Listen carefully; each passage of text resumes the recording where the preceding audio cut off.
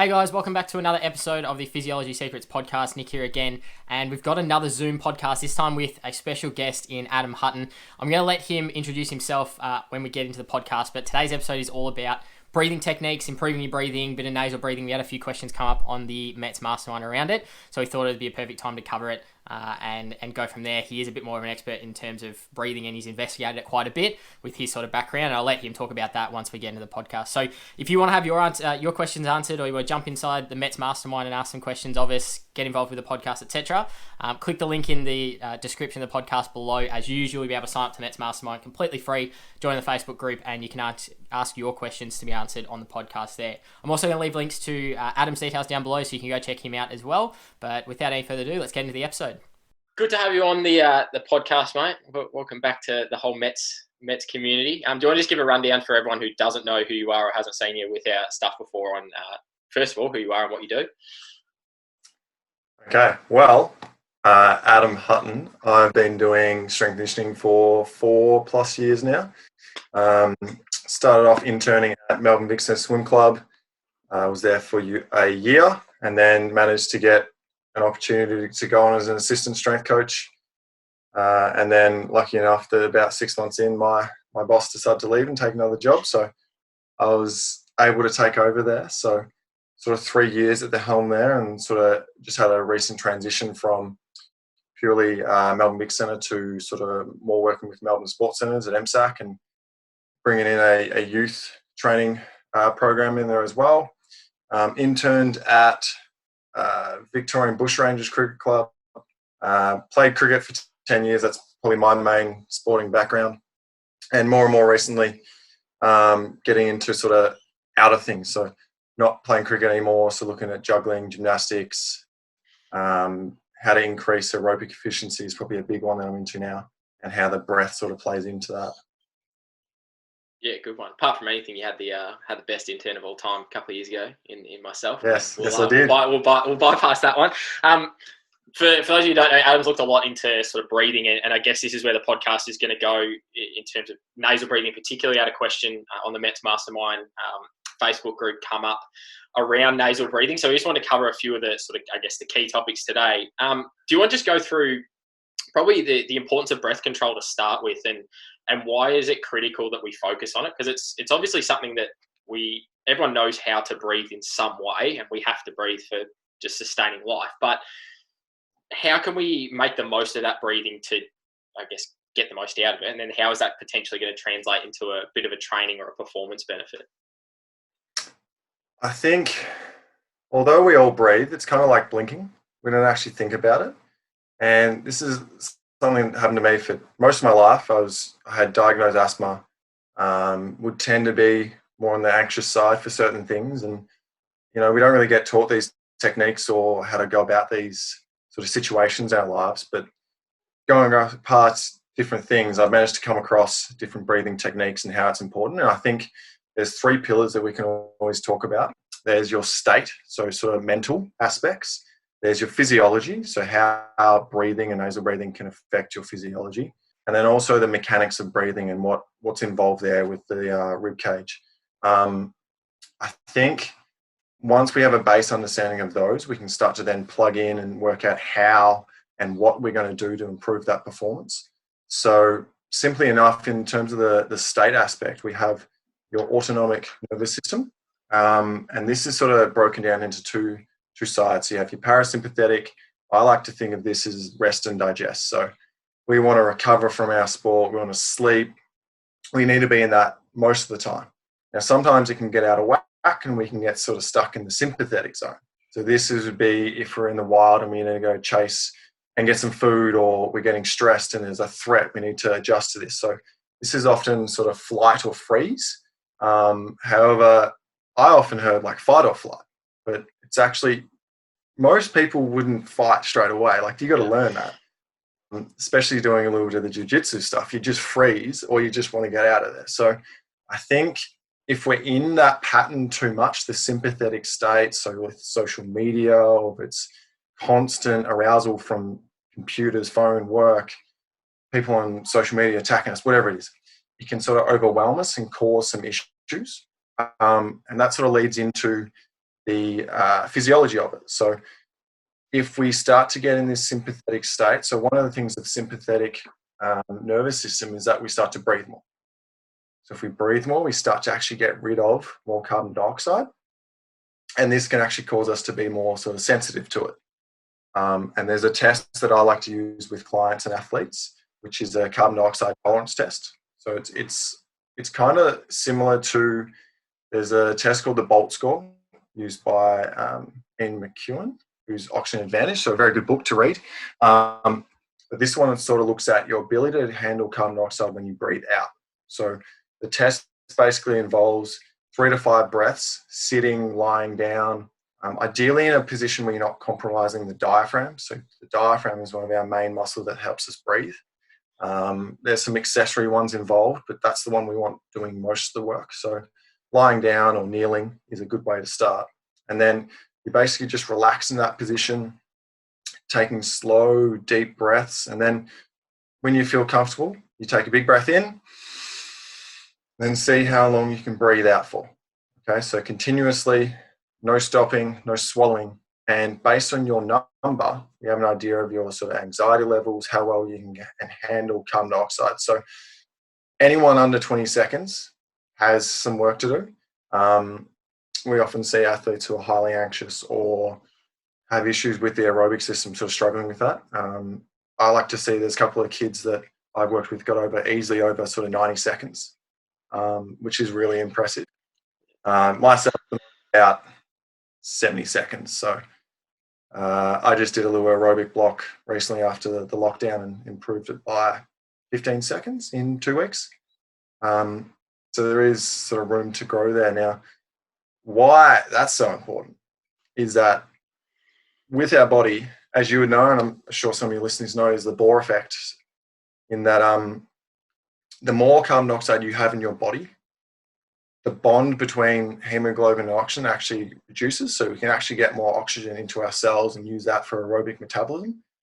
However, if we're just over breathing, getting all that carbon dioxide out, the affinity of oxygen to our hemoglobin actually increases. So you could be getting so much air in, but if you don't have enough carbon dioxide in your system, you're not going to be very efficient.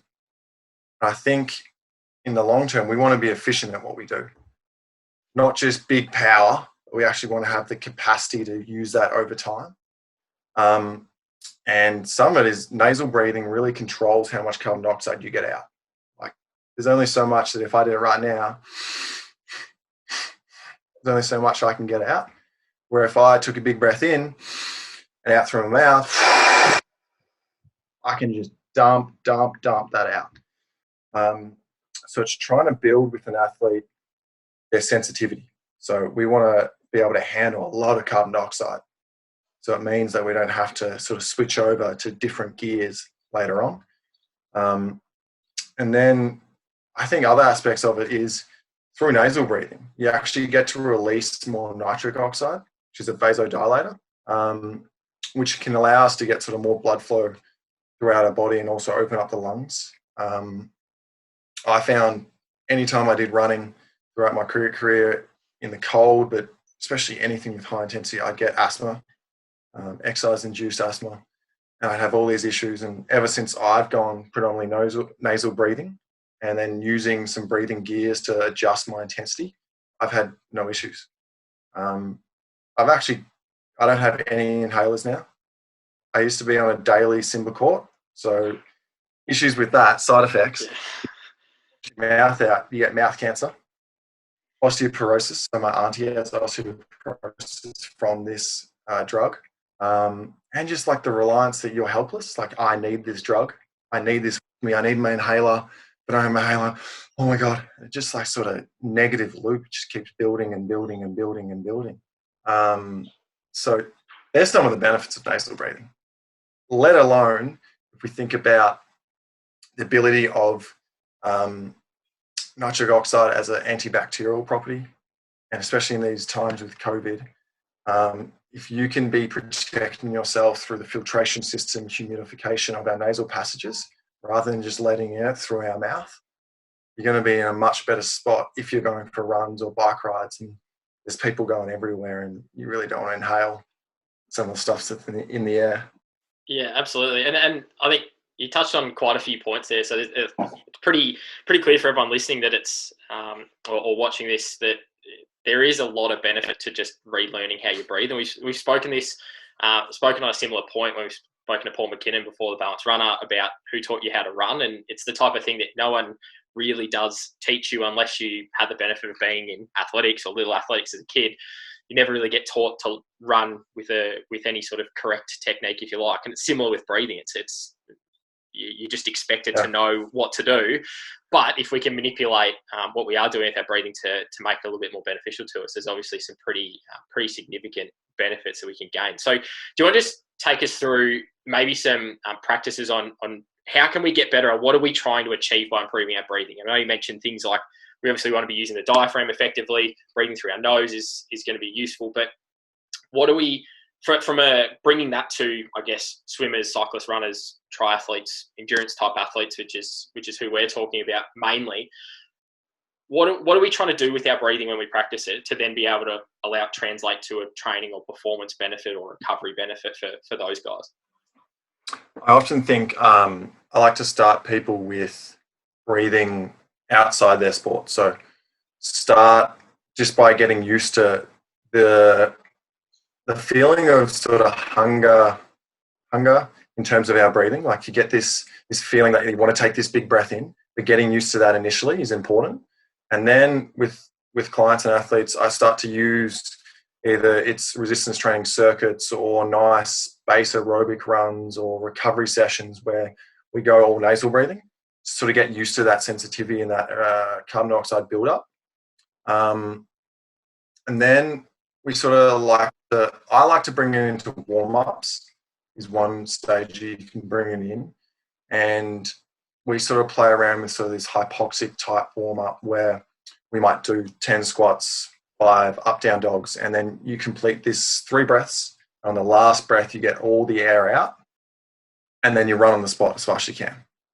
And so you get the build-up of carbon dioxide in your body, and you're going to handle this and get more used to this. I think it's a really potent way to sort of get everything going. And I think developing a breath practice is really important for people. So just like anything, the more you do it, the better you're going to be. So I start my day with a step-up breath protocol. And then I finish with this sort of apnea-based protocol. So those two sort of do slightly different things. So the step-up protocol, more sort of is like a cup of coffee. It sort of gets you awake and alert, but you're in a calm state on the way sort of we do it. And then at night, you're going to pick a protocol that sort of brings you back down to in this sort of rest and digest state and allows you to breathe and get ready for bed is the main way I use it. And the different ones, there's 2 methods you can use and they work for different people. So one is just a nice silent inhale and exhale. And depending on where you are with your CO2 tolerance test, it will give you your number. So it might be 5 seconds in, 5 seconds out. Or it might be an apnea-based protocol, where it might be 5 seconds in, 10-second hold, 5 seconds out. And you sort of work through this and get used to that. And a nice cue for that is breathing so slow through your nose that you don't move your nose hairs. And then out so slow. That's often the hard part, I feel, with people, is getting used to that nice, slow, controlled breath out. And then how I like to bring it in is anytime we're doing aerobic intervals in our training. So we do it a couple of different ways. So there's like a contralateral circuit. There's a escalating density protocol I really like. And it's a simple one for people to incorporate now is we do 2 exercises. Might be like a squat and a push, or like maybe it's squat and a push up. And you get it at a certain weight. It's about 50% 1RM, but you can use something else. It doesn't matter too much. And you basically just alternate between those 2 exercises, 1 rep at a time for 5-10 minutes. But it's all nose breathing. So by the end of it, you should feel like you get a decent workout, but you're not exhausted like some of these 30-minute high-intensity HIIT training sessions that just look to destroy people. But it's building that base level, building that efficiency. They've shown in studies that like sometimes with nasal breathing, once you're adapted, you can get a 22% increase in economy. which is, I think, a pretty big increase. However, I wouldn't advise if someone has it coming up to a race or an event and they normally mouth breathe, like, Yeah. it's like anything. You've got to adapt to it and be used to it. You're not just going to go from running with these Nikes to a minimal shoe and expect results straight away. You've got to have some time to adapt and change. There was a study that showed, I think it was in the late 90s, that like reduced training effect and VO2 max in this graded exercise test from nasal breathing. But these were just any day athletes, where a more recent study showed that they had better economy. They had the same VO2 max score, but actually had a lower VO2 max. So they did the same time, even a little bit longer, a smaller VO2 max, because they just didn't need as much oxygen going into their system because they were more efficient. For these athletes was 6 months adapted, but you probably, if you're longer than that, you probably have a greater effect, be able to handle these higher loads.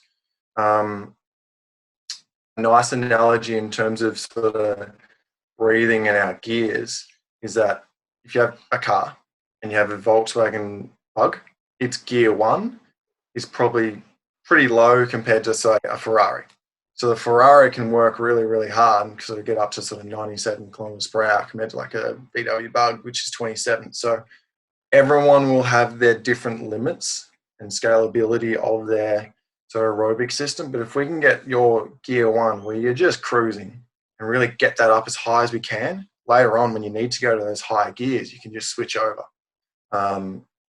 I think that's a vital case, that people just go from gear 1 to gear 5. So easy breathing to, and there's like just no change. You wouldn't do that in your car or in your bike. You're going to have some issues if you keep doing that. So I think I might just quickly explain the gears. Like I keep talking about these. Yeah, go through it. So gear 1's often used for sort of low aerobic, and that's just purely a nice, even nasal in, nasal out. So it might be like 2 seconds, 3 seconds, whatever you can sort of maintain. Then as you start to go higher and higher with your intensity, the carbon dioxide is going to build up. So you need to go to sort of adjust your breathing to match that. So it's often like a power nasal in and then a relaxed, calm exhale. That's sort of getting more high aerobic. So it's still aerobic emphasis, but we're starting to get close to that transition to the more the anaerobic dominance. And then we get to a point where we start going to gear 3. So that's quicker nasal in and out. Kind of like a super ventilation or like hyperventilating, but you're in control. And then when we're really, really moving, we get up to sort of gear 4, which in my training, I only use rarely in sort of really high intensity intervals, which would be power in and then mouth out. And then really there's just the blowout gear 5, like just let everything go, which I hardly get to. And I know that if I get there, I push way too hard. And using those can be a really good way if you don't have access to heart rate, to all these other monitoring tools, as a way to gauge your intensity in the exercise and what are you actually working. Like if you're just going around doing, are you actually getting more aerobically efficient, or are you just getting better at suffering? Is a nice quote that Brian McKenzie always talks about. But I think it's a fundamental fact. Like, are you just getting better? Yeah, you're just trying to make it harder for yourself. Yeah. Are you actually improving? What adaptations are you actually getting and improving upon? Yeah, and I'd hopefully for everyone listening and watching, hopefully you can sort of start to piece together that the 5 gears that Adam's talking about is really 5 training zones. Essentially, we're talking about like active recovery is just that really easy breath in, breath out through your nose. Then we start moving into like a zone 2 or an endurance type run, as you need to breathe that little bit, that sort of that power in, easy out. Maybe that's more that tempo type area. We start moving towards threshold. It's going to be that, all right, it's starting to get difficult, but we're still in control. And that's similar to when, that's just our running in general, is you're going to feel, threshold type running is going to be tough. I'm going and doing extended effort, short recoveries, whatever it may be, but I can sustain it. Then we get up to our sort of like VO2 max intervals, maybe even some anaerobic stuff for guys on the bike with 30 seconds on, 30 seconds off. Max effort, if not 110, 100, 120% of VO2 max intensity. And I just need to do what I can, but we're only doing it for a short period of time. So really, yeah, it's the type of thing that I know a lot of athletes at the moment are starting to do a couple of sessions just to get away from technology a little bit, to put down the heart rate monitors, take off the GPS watch, use this time to give themselves a reset. So it's a perfect time to maybe implement some of this breathing into your training, so that you can keep a bit of an eye on what you're doing and really sort of stay within yourself a little bit, but also make sure that you're hitting the right area. I mean, nothing worse than going out and doing a long zone 2 run, and yeah, if you're breathing really heavily and sort of that really heavily stressed breathing in a zone 2 run, like you hit the nail on the head with, are you just making it harder than it needs to be? Because the point of that zone 2 run is just build some base Ks into legs. We're not trying to overdo it. We're just trying to build some volume. Let's make that as manageable and comfortable as possible. Let's make it as efficient and easy as possible, so that come race day, if you're in the back of an Ironman and you can settle yourself down, relax, be breathing nice and controlled, it's probably going to be a lot more enjoyable for you to run that 42 Ks off the bike than it is if you're getting off the bike and just going, nah, this sucks. And even from a psychological perspective, I guess, is there much in, do you want to just maybe quickly touch on, if we finish up with, like, I guess the relaxation side of things, maybe from a training aspect or a performance aspect? I know you mentioned a lot about it's really useful for that that sort of calming effect, reducing a bit of that sort of anxiety, asthmatics who might be feeling a little bit under the pump. How much is there from just a psychological calming effect and bringing you back to a level where you go, okay, I'm in control, I can probably reset and go? You want to touch on that maybe a little? There's more and more research coming out on the importance of using your breath to control your mind and manage anxiety and stress. I won't touch too much into the research because it's quite in depth, but I really think it's important. Like, in our life, what can we actually control? It's important to look at those things and actually go, how can I actually do that? I think our breathing is one of them. Like, anytime you're in a stressful environment, you can always just go back to your breath. And just most times with my clients, I just sort of talk about just the first stage is just monitoring and assessing what's happening. So when do you switch to mouth breathing? When do you switch to this sort of faster breath? And sort of understanding that, you can start to work out your triggers or your stress responses, and then use a strategy or a protocol to try to sort of get on top of that and fix that and calm the mind down. I think an issue that most people have in sort of Australia and probably other places around the world is when people say you're stressed or calm, like, take big, deep breaths. Yeah. But take a deep breath. Yeah. It's a big issue, because what does that look like? It looks like stressful breathing. So I think we've got to go back to sort of calming the mind. It's kind of like meditation. For me, I like it because it doesn't have that negative connotation that some people have with meditation and spirituality. I think that is important, but breath work is a nice way to build into it. You're just managing you and your breath. That's all you're worrying about. There's nothing else that can come into your mind when you're worrying about your breath. And especially with sort of this society that's always on. Like, we need to find to bring it back down, And especially, like, sleep is so important. That's the number one recovery tool, I think. But if we're not getting the right sleep, then how can we recover and perform?